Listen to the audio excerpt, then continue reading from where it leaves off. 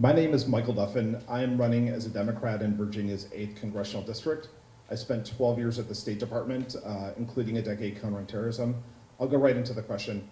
The cuts by the Trump administration have greatly reduced our ability to counter Chinese influence both in the United States and around the world. Specifically, domestically, DHS, the CISA, which works on cybersecurity, their staff and resources have been diminished, so it's harder to identify Chinese propaganda, election interference. Overseas, obviously, the the elimination of US aid has impacted our strategic competition with Russia and China. We need to hold all violators of human rights, civil rights accountable, and we need to make sure that we're not helping the Chinese Communist Party defeat us by, we need to look at our investments and we need to make sure that we're identifying Chinese propaganda online, because right now social media, it's a breeding ground for hate and polarization. And we've seen during the pandemic and before and after the hate that's been directed towards the Asian American community, which is wrong. So I've worked on countering hate and polarization. I believe in a strong State Department. I want to restore US aid. And we need to look carefully at our policies regarding data centers and AI. It's a concern, the impact on our economy, on our energy, on the environment. But I also know that China is investing in quantum computing. And if they are able to crack our codes, our encryption, that's going to be a significant detriment to, that's going to impact our national security. But I'm grateful to be here. I'm running to reinstate federal workers, to make life more affordable for middle-class people. Everyone deserves a shot at the American dream. And a big part of living in Northern Virginia is working for the government. And so people who came here, I came from Illinois and other people came from other countries and became American citizens. It was their dream to work for the government and they were kicked out. And that reminds me of a communist country. Is that I'm done or 30 seconds? My website's duffin4va.com. I would be grateful if you checked out my website. I would be grateful if you supported. And I want to be a partner or friend to the Asian American communities. Thank you so much for your time. My name is David Williams. I am running for U.S. Senate, so I plan on retiring Mark Warner once we get through the primaries. So just a little bit about myself. I'm a proud father and husband. I also served many years fighting our nation's battles in the Navy, in the Marine Corps as an infantry officer, and then as a U.S. diplomat. And so I understand this.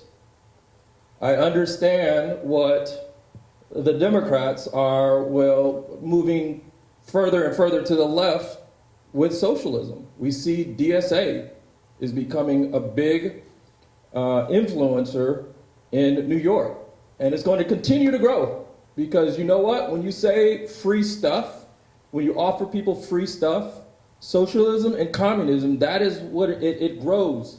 And I know many of you understand how it starts. And so what you're seeing is it's taking root here in our country, in the US. And so for me, I could not stand and watch that happen.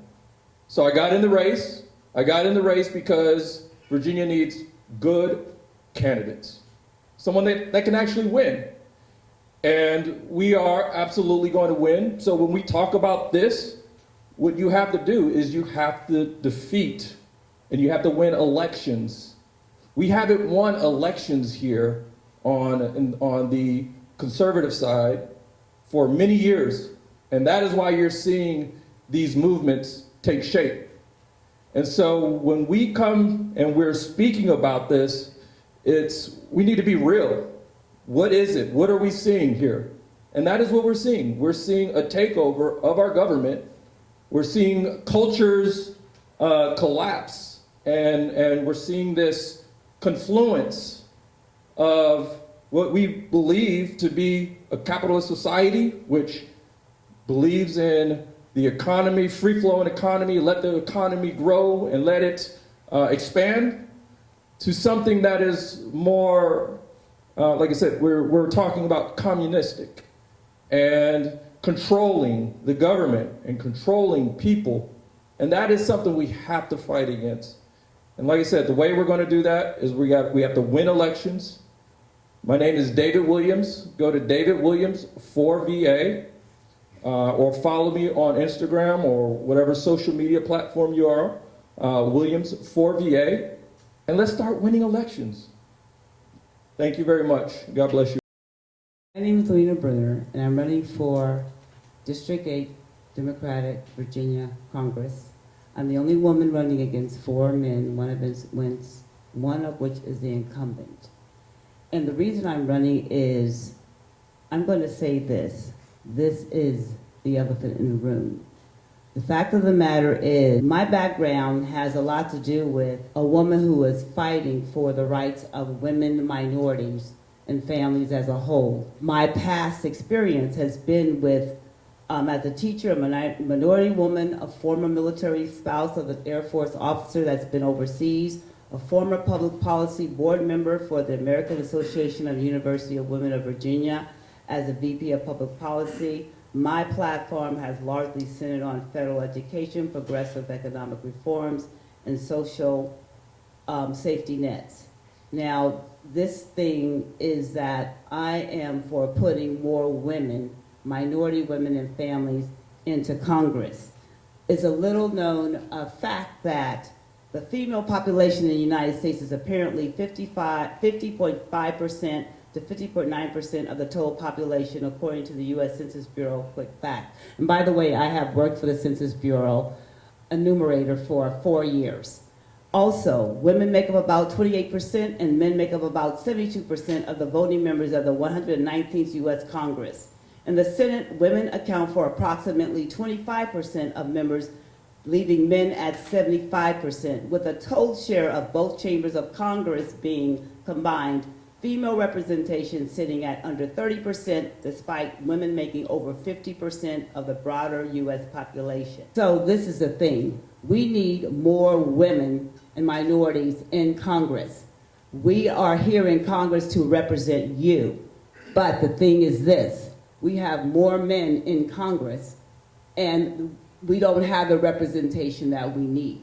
Yes, men can say, oh yeah, we represent you, but the thing of the matter is, the men in Congress aren't stepping up as much to the present administration and Trump as we are. So please vote for Lena Bruner, www.lerenabrunerforcongress.com. Thank you.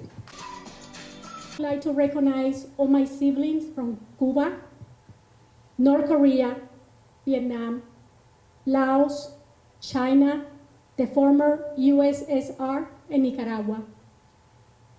We all have gone through a lot. Not only we talk about it, but we lived it. And I want to just get to it. You guys can get to know me. My business cards are there. I am not here to talk about me. I am here to talk about you. This is about you. So, neighbors of friends of Northern Virginia, 30 years ago, I arrived to this country as a political asylum from Nicaragua. I have been in the shoes that you have walked. There is nothing that you can say to me that I didn't leave. I was rushed out of my house in the middle of the night with nothing, forced to get in an airplane and get to this country. Well, I went to another country before I got to the United States. And as soon as I came here, I applied for political asylum. Please raise your hand if you were not born in this country and you have made Northern Virginia your country. Let me see you. Please raise your hand if you have somebody in your family that actually went through what I went through. So I'm going to tell you, I am a multiracial, multicultural, multilingual, multi-ethnic individual, and I will be the first individual in Fairfax City to sit at that table on November 3rd when the elections come. They have not seen anybody like me with this beautiful accent and this background. But you know what? With all your help, I'm going to get there.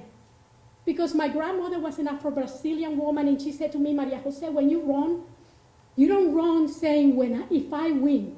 you run saying, when you get there. So thank you, Lorena, for saying you want to put women in politics.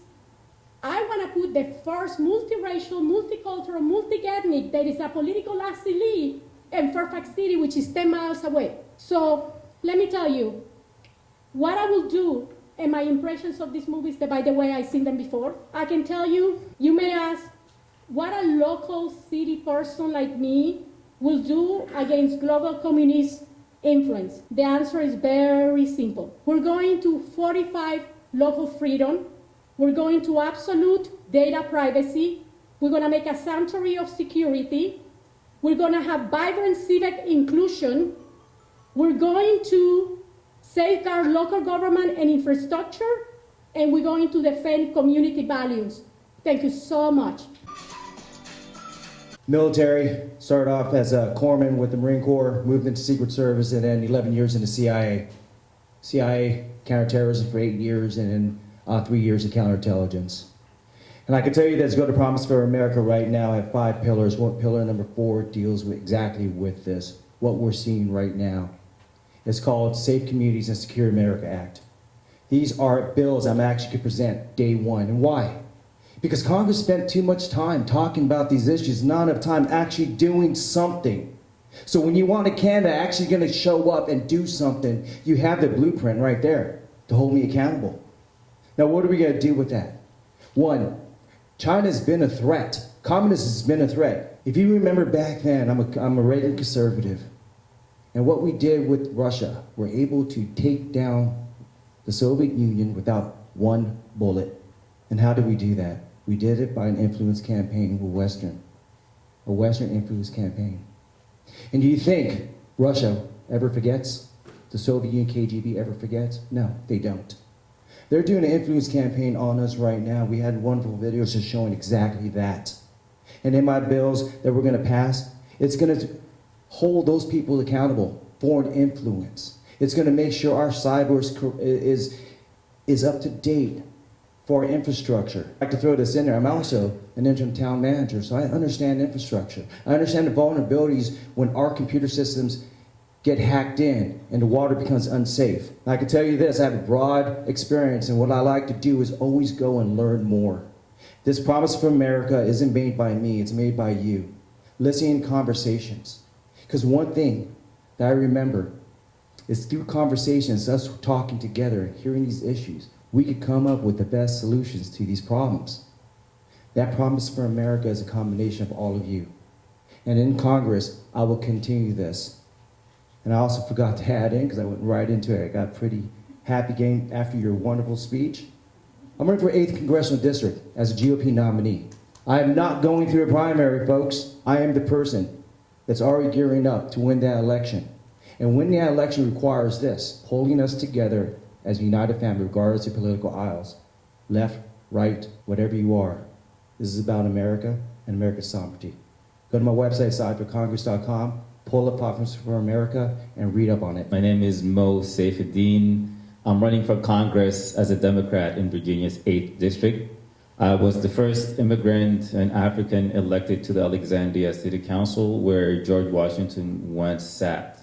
And that is really the story of America. It's a nation of immigrants, it's democracy, and it gives people hope. I say that because everything that you guys talked about, I've experienced, my family's experiencing, and I'm hoping to stop that from happening here in the homeland. So I came as a refugee from Sudan alongside my family fleeing a dictatorship. That is something really hard to swallow. And if you know anything about Sudan right now, it's going through a genocide. So it hasn't caught a break in a long time. But what I find about repressive regime and dictatorships, they all tend to follow the same playbook, regardless of their ideology or affiliation. It's the same playbook. It's repression. It's silencing the opposition, attacking the educations, attacking the arts, and making sure basically people don't have their basic rights. And that is why I decided to step down as a lawyer from the U.S. Department of Labor in protest of this administration and its attacks on institutions and civil servants. And that is not just something that I'm saying. There's actually facts behind that. Once this administration came, it got rid of USAID, which is soft power, And that leaves room open for China and other regimes to go else around the world and spread their ideology. That's one way. Second way, we've seen the Supreme Court right now gut the Voting Rights Act. If our rights to vote are taken away in a meaningful way, then we have people and puppets who are just there, democracy by names, right? Democracy by name. So then we get to lose everything that we stood for and we're fighting against. And that is why it's important to make sure we push back against that. Not only that, right now, if you follow, some people in Texas got a life sentence, basically, for protesting our First Amendment right to free speech. Now, we can't call that democracy. I don't think so. I don't care if we want to call it anything else. At the end of the day, the common theme is repression, and we need people who are going to fight for justice. And that's where my background comes in, you know, not only my lived experience, but also my work as an attorney. I got an opportunity to work at the International Criminal Tribunal for the former Yugoslavia, and I got to see war crimes committed by different people, different races, different ideologies. And that is the problem here. Regardless of labels, we have to come together as people and push back against the powerful who use different ways to divide us, whether through culture wars or something else, to stand against them and make sure that people live with dignity, whether it be in China, Sudan, Congo, Palestine, or what have you. We all have to stand together. Thank you so much.